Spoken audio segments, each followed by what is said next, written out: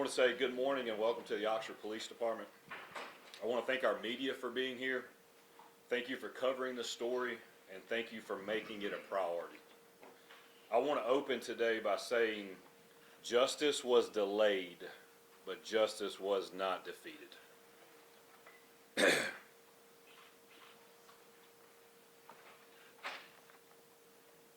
It's important to start it this way, that all glory goes to God in this case, because without Him, we are not standing here today. His hands were all over this investigation from the beginning. It's been 1,242 days since Jay Lee was murdered. From July 8th, 2022 to December 1st, 2025, when Tim Herrington entered a plea of guilty. It's been 3 years, 4 months, and 23 days. Mr. Jimmie and Miss Stephanie, this has been a long journey, but God is good. This case was built with purpose, with passion, and with patience. And today that patience paid off.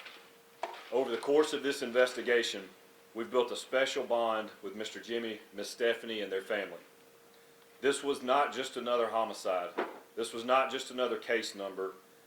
This case became our life, and this case became our family, and you became our family. Mr. Jimmie and Miss Stephanie, I'll never forget the first day we met at the inn at Ole Miss. I'll never forget meeting with you and telling you that an arrest had been made. I'll never forget the many phone calls as evidence after evidence began to pour in. I'll never forget the heartbreak we all faced sitting in that courtroom almost a year ago. But I'll also never forget making that phone call to you on a Saturday night in February to tell you that the Carroll County deputies found Jay Lee. I'll never forget the hug from Miss Stephanie the following day and to see the relief and the joy as she finally got to experience that. And I'll never forget the conversation yesterday as we talked about justice and knowing that it was finally yours. Mr. Jimmie and I have had long conversations, some where he was an encourager to me, and some where I felt like I got to encourage him. We talked about our faith in depth.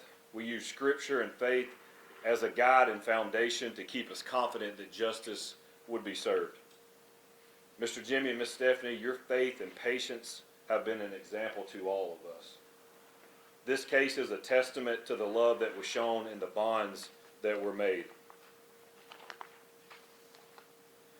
We were committed from the beginning that the most important objective to this case was to bring Jay home to you, and we were able to accomplish that.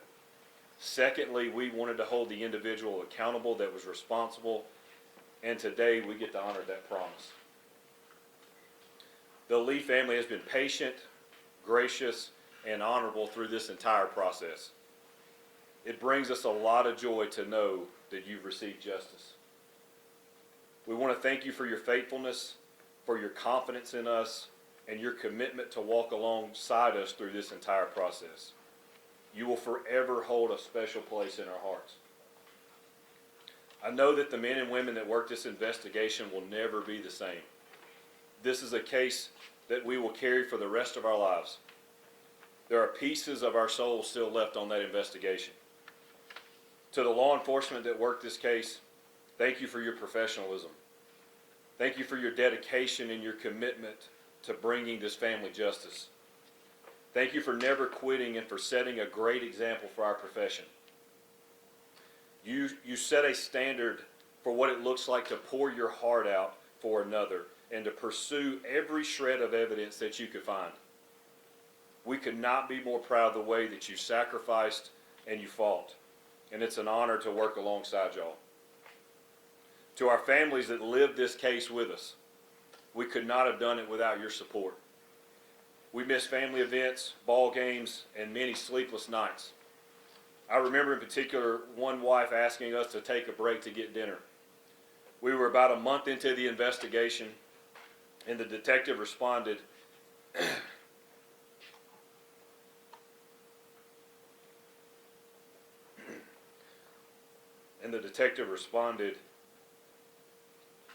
if that was our kid missing, would you want that detective to take a break and be with his family,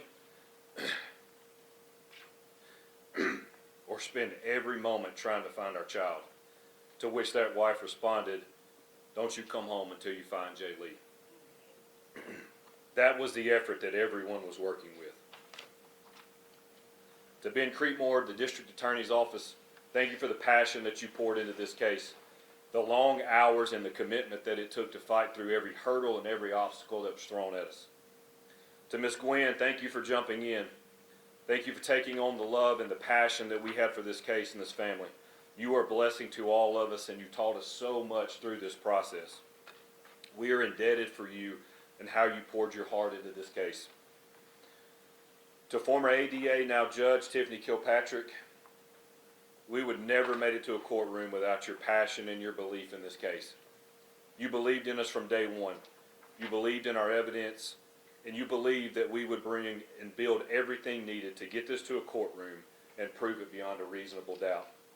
Without your commitment, without your passion, and your huge heart for people, we are not standing here today. To all of our local, state, and federal partners, thank you for assisting in every aspect that we had. Not one agency ever denied us a resource. From the University Police Department to the Lafayette County Sheriff's Department, and a special thanks to the DeSoto County Sheriff's Department, the United States Attorney's Office, the Carroll County Sheriff's Office, and the FBI Crime Lab in Quantico for their critical roles in this investigation. Too often, many make assumptions about law enforcement, but it's days like today that we're reminded of how honorable this profession truly is. To watch men and women do what they do every single day, not needing credit, not needing to know the victim, just answering the call and giving their very best so someone else can find peace. That is what is so special about this profession. Days like today are why we chose to be police officers. Moments like today are why you still see kids at Halloween dressed up as heroes. This case highlights everything special about policing, and each one of you should feel like a hero today. To the legacy of Jay Lee, it will not be marked by violence, but by love. Love from the police to this family, and this family's love back to the police and the district attorney's office. This case set a standard. Jay Lee's name will be held in high regard and a standard in which all cases should be pursued, and by the passion given on this case, and the love that should be shown to the victims and their families. Over the past 3 years, I've prayed for answers on why this family couldn't get closure, why we couldn't find Jay, why we would have to experience setback after setback. I'll leave you with this, because there's so many people in our world that are hurting. I want this to be an encouragement that even in the midst of darkness and in the midst of setbacks, there is purpose. Don't give up. See the good in the world. Have a mission. Pursue it passionately and live your life for somebody else. When they don't believe you, stay the course.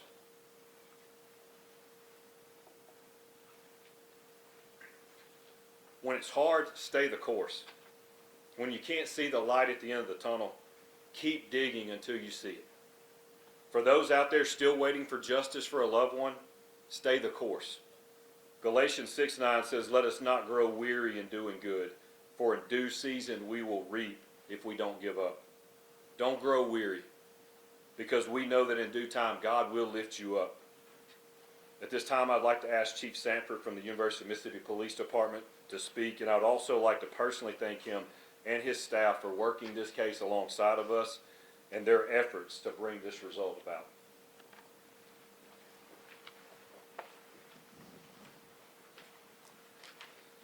Thank you, Chief. You said it all there, buddy.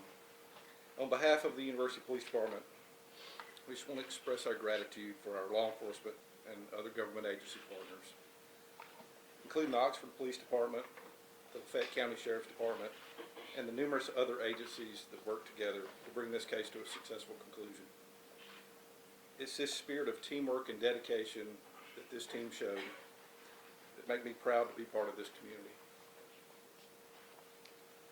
Additionally, I'd like to thank the Lafayette County District Attorney's Office for their professionalism, collaboration, and tireless efforts through this long process in pursuit of justice. As a close-knit university community, our thoughts and prayers continue to be with Jay Lee's family and his many friends and loved ones, and we thank those that have supported our campus community during this difficult time. After more than 3 years, we're grateful this case has reached a conclusion, and nothing can erase the loss of Jay.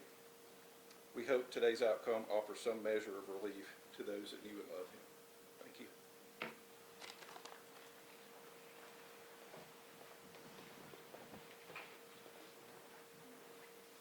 Good morning. I'm Ben Creekmore. I'm the district attorney here in the 3rd Circuit District. It's hard to follow the two chiefs and what they said or say anything any more meaningful and heartfelt. So I'm not going to talk long.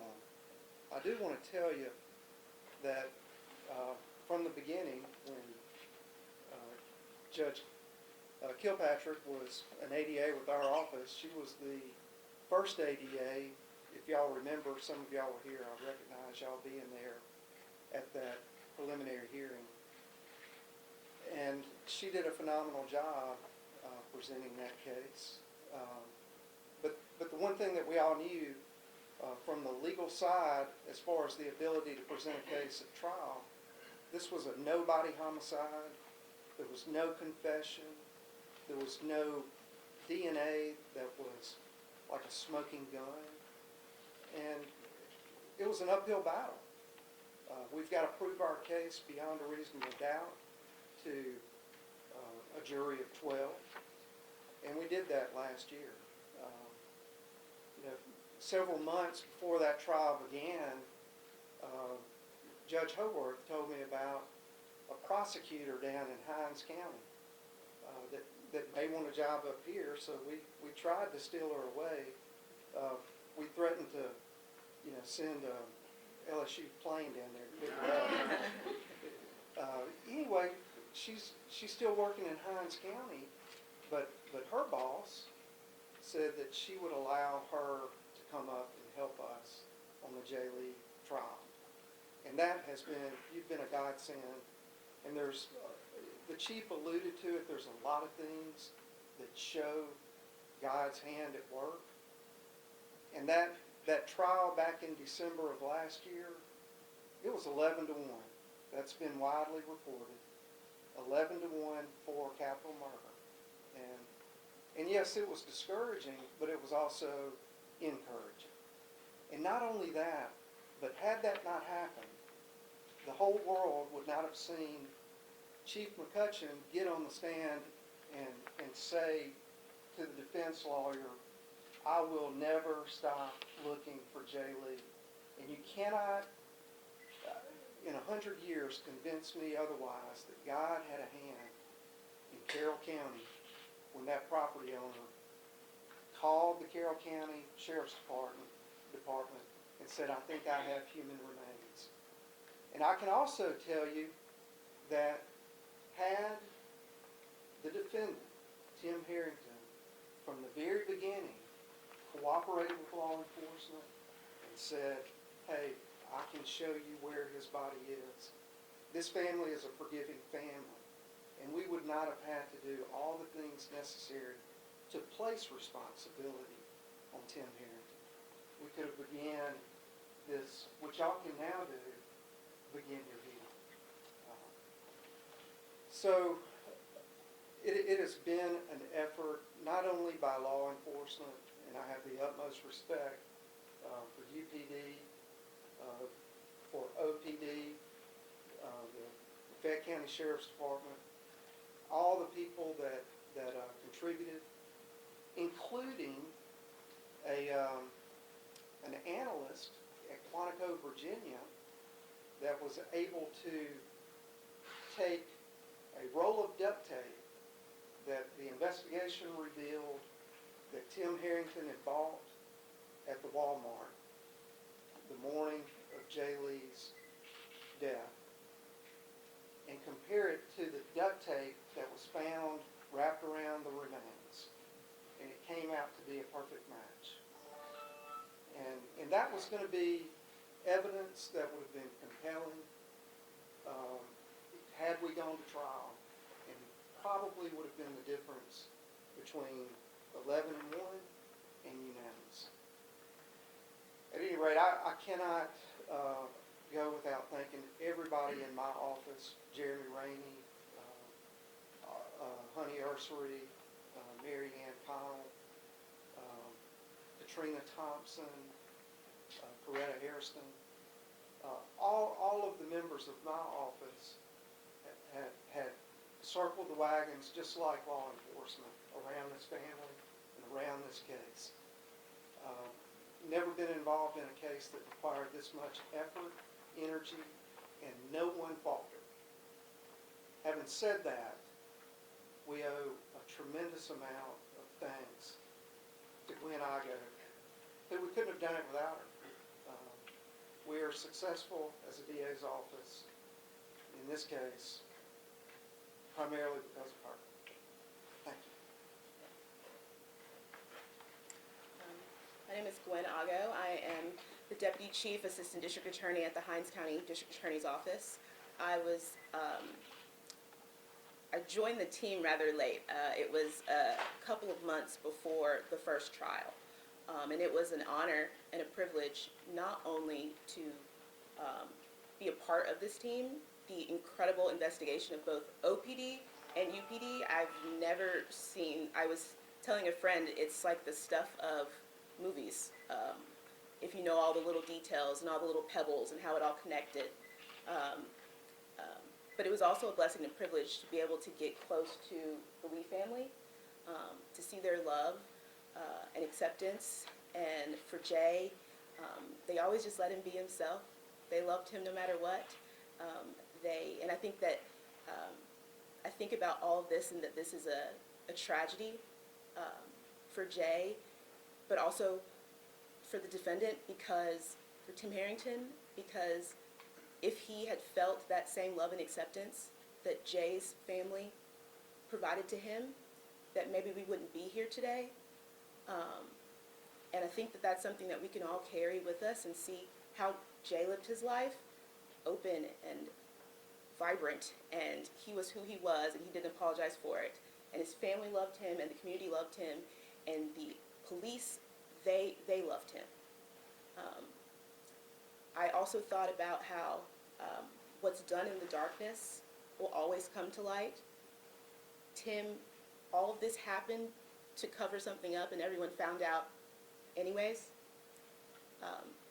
But it really was a God thing that after we got our verdict, which was 11-1 for guilty for capital murder, that in February 1st, like a month later, that Jay's body was finally recovered and he was able to come home. And that I thank God for. When somebody dies as a prosecutor, when we're looking at murder cases, we're always asking ourselves, what is justice? That's the ultimate question. And the truth, I think, is that when somebody loses their life, there's never any type of real justice, because nothing can bring them back to life. But I think in this case, with the 50-year total sentence we got, that we got as close to it as we could possibly get under the circumstances.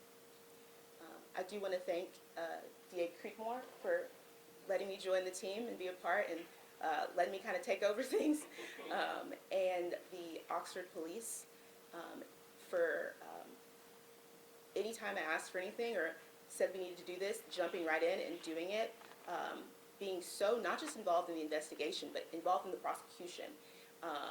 We had crazy ideas of some things we wanted to do, and they were always for it, and they jumped in for it. Specifically, Detective Ryan Baker, I'm not sure where he is, he was always, I would text him in the middle of the night, we gotta do this, and he was on it immediately. And they did that for the case, they did that for Jay. Jay became like everyone's son, little brother, everything. And I will just say, I will never forget this case, and I will never forget Jay Lee.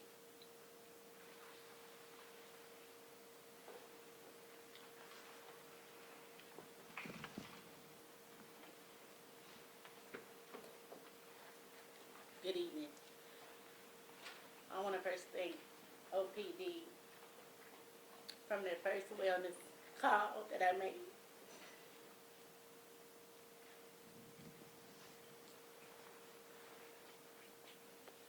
I think I must have called 100 times. I called back on July the 8th. Constantly, I need you to go to my baby's apartment to do a wellness check. He's not answering the call.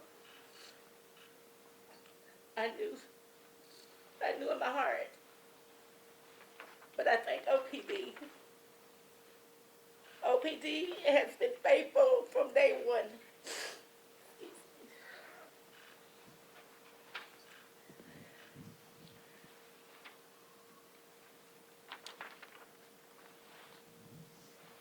I felt the love from day one when I talked to Jeff. He said, this means something to me. This is just not an ordinary case with me. And that touched my heart. I'm thankful for you, how you jumped in and allowed OPD to take force. I'm thankful. I'm thankful for Gwen, how she jumped in, all the way from Jackson, Mississippi, to take part of this case. I'm thankful.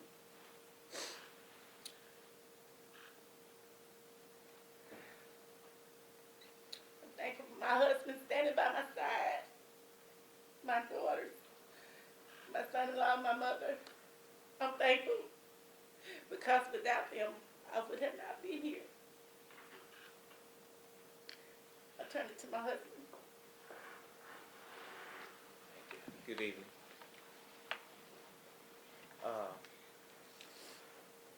As my wife said, we're thankful for all the hard work and dedication. Thankful for so many people bringing this together. Jeff and in the police department, rest of the police department, and college police, the campus police, and in the various Homeland Security, FBI, all these intelligence agencies that work to find answers. That's what we needed answers to find out what happened and where fit the dotted lines together. And it was a hard task. It was oftentimes met with resistance. Not all entities work,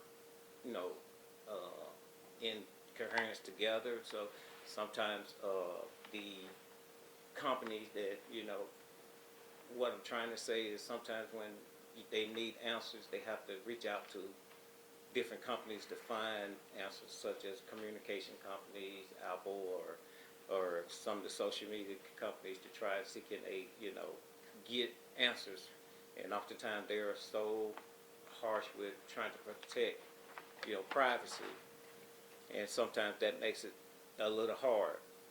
And I do understand that aspect, but I want to say today that as I've spoken with Judge here and Jeff and a few other people in the legislation about pushing forward for a bill, I want to say we got too many of our American kids that are missing, and nobody, it's hard to get an answer.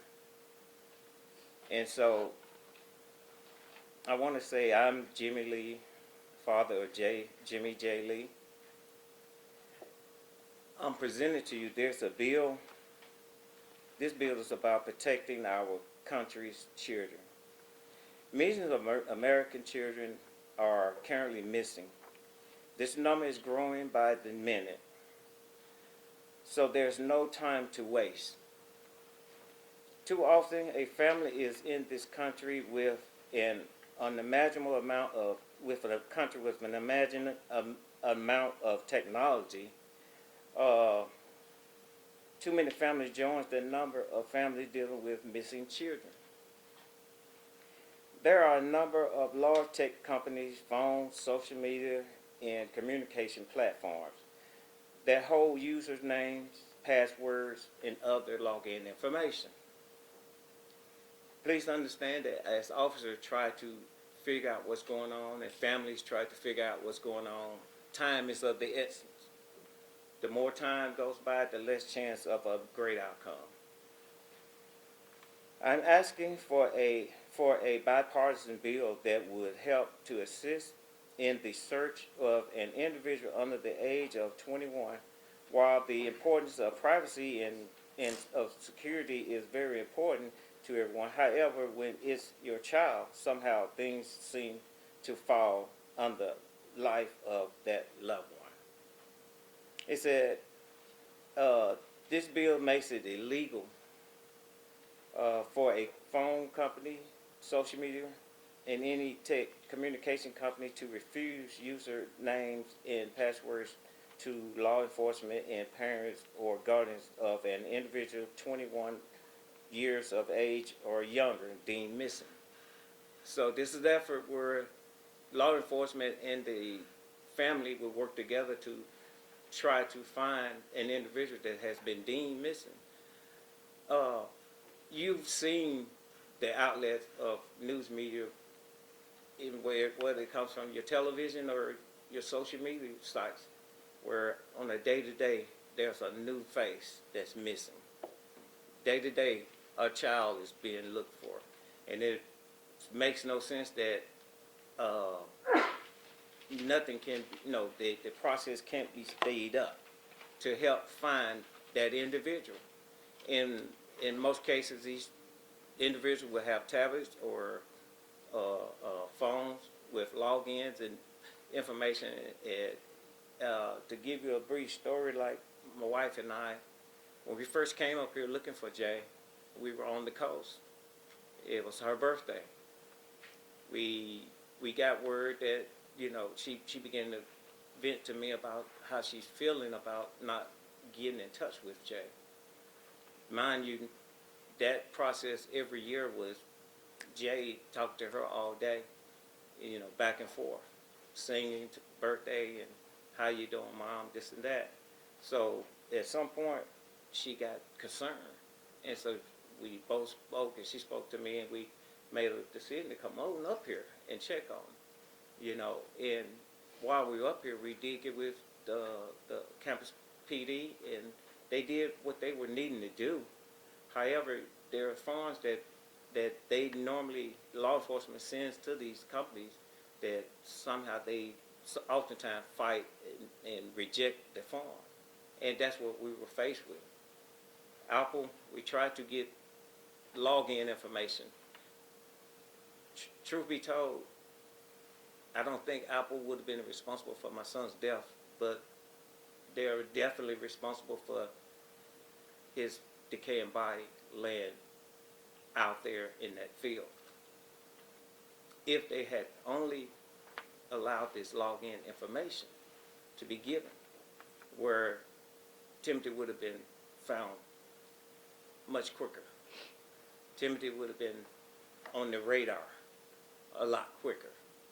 So he had a lot of time to do things that he needed to do, get rid of a lot of evidence and things of that nature.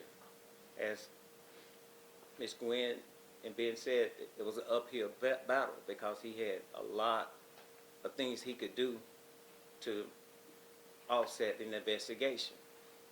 So, of course, he walked in arrogance because he knew he had got rid of a lot of things that were going to point back to him. But he just didn't know the determination of Jeff and his crew. So I thank God for that.